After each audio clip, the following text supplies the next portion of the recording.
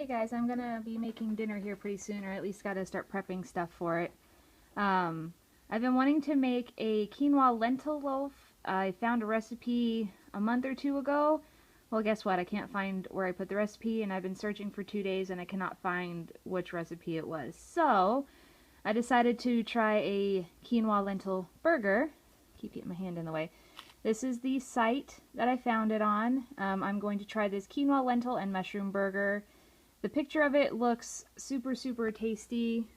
There's a little quick view of it and a little clear. I don't know, it just looks really good. Ingredients are pretty simple, so I'm just going to kind of take you through what I do with it. Right now, I am starting the quinoa, so let me go show you that. Alright, so this is the quinoa I'm using. I get it at Costco. It's a 4-pound bag. It was just few dollars. I don't remember how much. I just remember it being super cheap, and it's organic, so that's a good thing. Quinoa is coming up to a boil, so I'm going to set the camera down and get the lid on and get that going. So I've got it simmering right now. I've lowered it way down, but I have an electric stove, if you didn't already know, and you know how those burn crazy hot sometimes, and they're a little bit harder to control than a gas stove. So again, this is the quinoa that I'm using. Use whatever kind that you want. The recipe, let's take a look at the recipe. The recipe just calls for 2 cups of cooked quinoa. I suppose most people would use like the white quinoa, but this was on a good sale at Costco, so that's what I got. And just as a side note, while I start to prep everything else, you notice I have my blender here sitting with some mango chunks in it. There's mango, a little bit of sugar because the mango wasn't super sweet, and some coconut water. And this is what I blend together for my breakfast for the mornings where I have to get up at 4 a.m., which I have to do a lot this week. So I'm just letting the mango soften, and I'm going to blend that up later. Alright, I'm going to start prepping the rest of these ingredients so I can get this going, because it's going to take about 30 minutes to bake once everything's put together.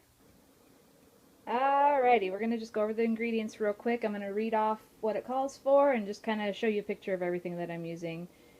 Very heavily favoring the Trader Joe's family, of course. So we need some olive oil, let's see, some mushrooms, some garlic. It calls for 2 cloves of garlic, and these are small, so I'm using 4. Let's see, lentils. And again, these are the Trader Joe's steamed lentils. They're already ready to go, so that makes it really easy. They have a little mild flavoring to them, so they're really tasty. Quinoa, which is cooking, which I showed you at the very beginning. Marinara sauce. I'm going to use that organic, no salt added marinara sauce from Trader Joe's. And then some quick cooking oats. These are rolled oats, but I think that they will be okay. Also from Trader Joe's. Let's see what else.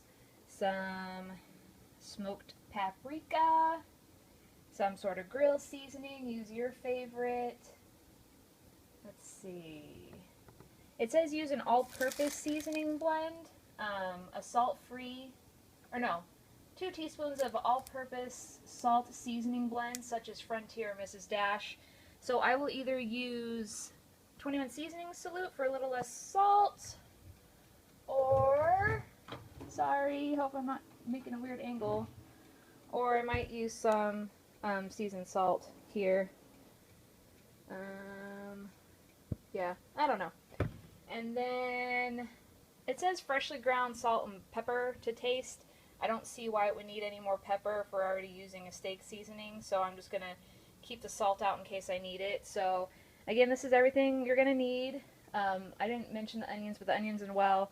And you can tell my onions are getting a little old, growing. I should probably just put them in the ground, but I'm going to see what I can salvage. It calls for 1 medium onion, so I'll just probably get close to a medium onion out of the 2 of those after I kind of pick through it. I don't like wasting stuff if I can help it. Alright, I'm going to start prepping all this stuff while the quinoa keeps cooking. It's got about 6 minutes and 13 seconds. Alright, I don't even know if I'll keep this part in the video, but what I'm going to do while the quinoa is finishing cooking, and it's almost done, is just kind of prep the stuff that's going to go into the mixture after I've like prepped the lentils and stuff like that. So so I don't need to do anything. So I'm just going to stick everything in this bowl and let it kind of sit to the side. Alright, so in the bowl goes a half cup of marinara sauce. It says or salsa. I'm going to do the marinara. And again, this is a no salt added. So I'd rather add my own salt at the end than it be over salty. So that's the organic Trader Joe's marinara, no salt added. Alright, next, 2/3 of a cup of quick oats. And I believe the difference between a quick oat and a rolled oat is the quick oats are a little bit finely, like a finely processed product, where these are like more whole. So I'm sure this will work. If you're a little concerned, I'm just being lazy, you can go ahead and pop these in like a little grinder or mill or something like that to get them a little bit of a finer texture, but I'm not going to really worry about it. So 2/3 of a cup.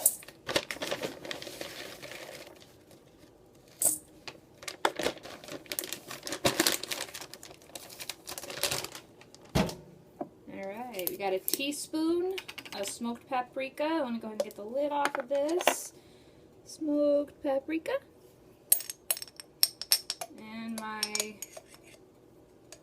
quinoa is just about done. So there's a smoked paprika. Let's leave the little top off that.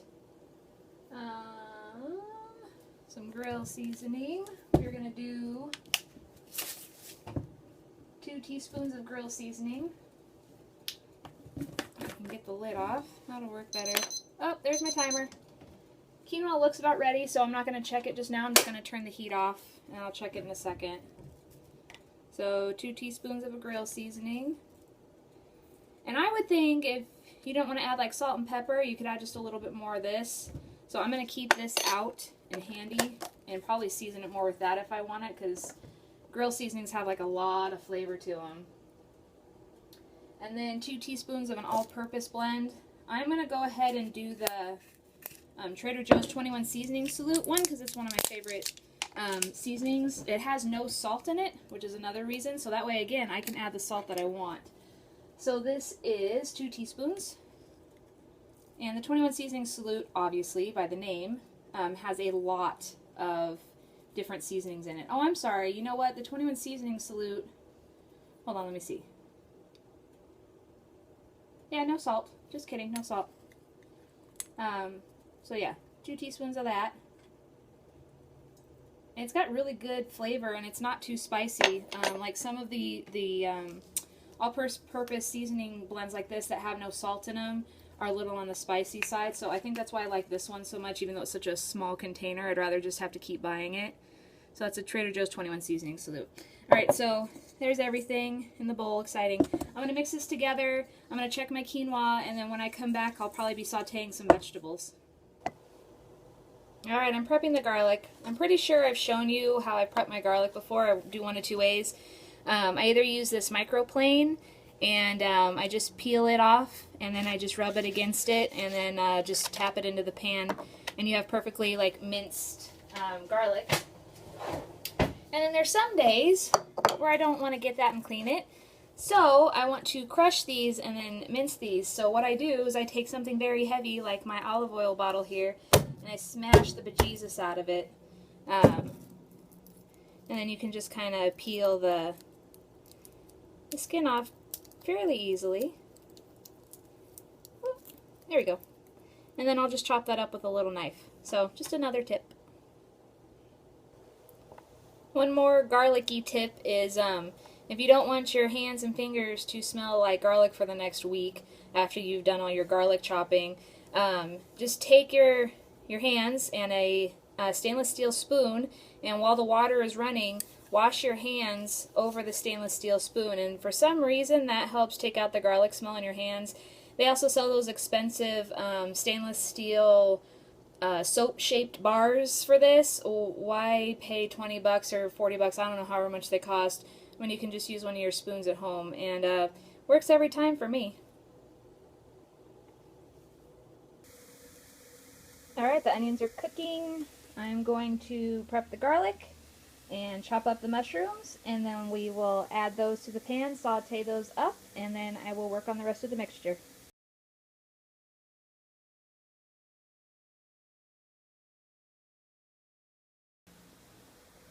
So the next part of the recipe, I'm going to be processing some stuff in the food processor. So I'm getting the lentils in there now, and it calls for a cup and a half or a 15-ounce can, and that equates to about a half a package of those Trader Joe's steamed, already ready to go lentils. So if you use the Trader Joe's ones, just because they're easy and really tasty, that way you don't have to measure them out, it's about a half a package.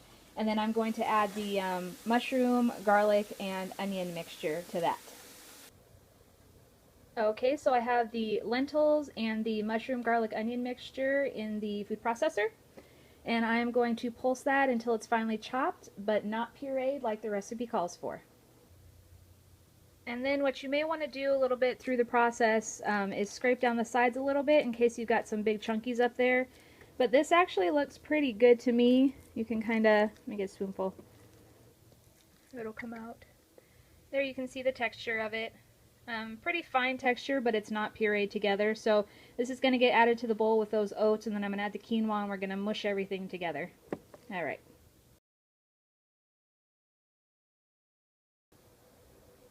Alright, so I started to mix the mixture with a spoon first because it was still a little too warm, but now it's cooled off a little bit. It's pretty well combined, but I'm going to go ahead and get in there with my hands and combine it a little bit more. And then the cool thing about vegan recipes, besides all the other stuff, is you can taste test for seasonings in your burger without having to cook a piece of it or anything like that. So let me give this a quick taste. I definitely need some more seasoning.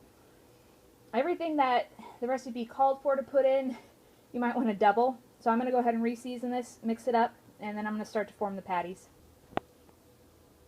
Alright, so I probably added another teaspoon or so of the, sorry, I'm one-handed right now.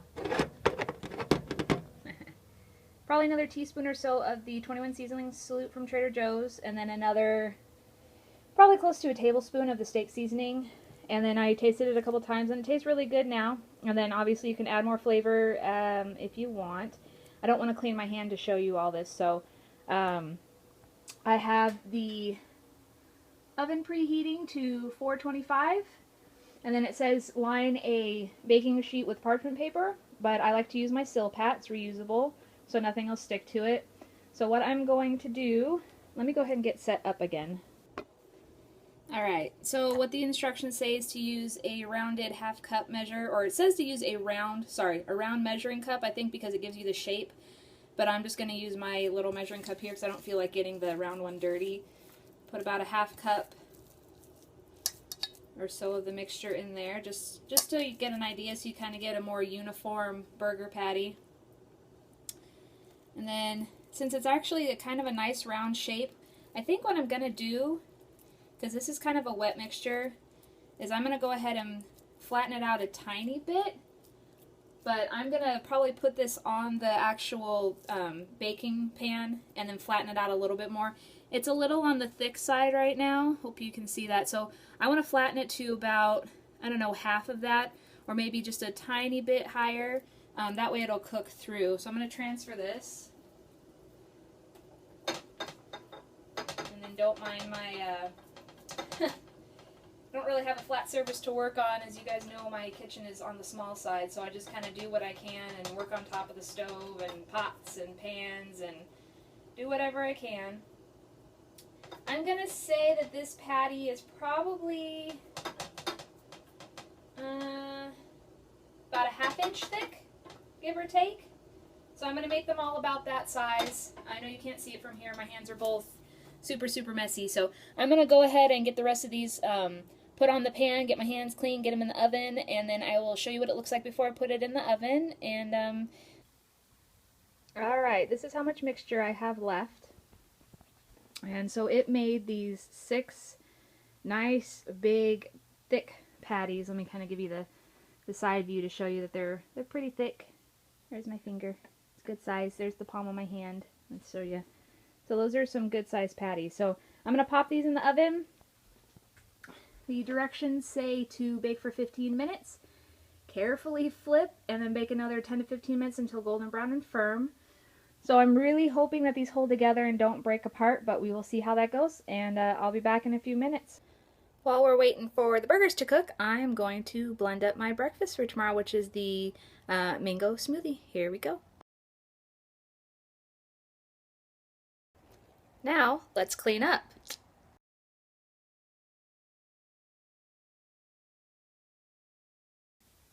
Alright, they've gotten like a nice dark brown color and a little crispy on top, so I'm going to go ahead and try to flip these, and there's no way I can do it one-handed, so you'll have to just see the finished result. Alright guys, there's the finished product. They look really good. I can hear my husband's coming home, so hopefully he'll smell that. Nice and crusty, a little crumbly, but you can move them around a little bit, so just be gentle. And then I will show you when they're plated up, but they smell really good. Alright guys, here it is all made up. I toasted my bread, little veganese, little ketchup. There's what it looks like on the inside. It's actually fairly firm, especially if you let it sit for a few minutes after you take it out of the oven. I'm sorry it won't focus. Let me try that again. Well, you get the idea when you make it yourself. And then In-N-Out screwed up last night and gave us an additional 4 orders of French fries, so we saved those and I just toasted those in the oven. So this is going to be dinner tonight. I hope you all like it. Give it a try. Let me know. See y'all later. Thanks. Bye. I did. Take a bite of sandwich. I did. Take another bite of sandwich.